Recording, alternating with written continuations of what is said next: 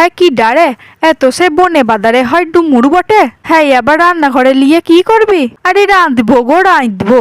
হ্যাঁ আবার কি ডা খায় কেন? আমরা হক গলেই খাই, তোমরা রাইতে জানো না খাইতে জানো না, তার লেগেই তোমরা খাও না। ভালো করে রাইতে জানলে এ কিন্তু মাছ মাংসর স্বাদকেও হারাই দেবে। একটু রান্না করতে খাটনি আছে, তবে এইটা জেনে রাখবে সবুরে মেয়া ফলে একটু খাটাখাটনি করে রান্নলে কিন্তু এর টেস্টটা এত অনবদ্য হয় যার তুলনা হয় না। ডুমুরগুলো প্রথমে মাঝখান দিয়া কেটে ওর ভিতরে যে বীজ থাকে ওরে টেনে টুনে বার করে নিয়ে একটু লবণ হলুদ দিয়ে সিদ্ধ করে নেবে। এরপর কড়াইয়ের মধ্যে তেল দিয়া ওরে সুন্দর করে ভাজা নেবে। এরপর মিক্সার গ্রাইন্ডার নিয়ে একটা মশলা বানিয়ে নেবে, যার মধ্যে থাকবে আদা জিরে ধনে কাঁচা লঙ্কা আর টমেটো।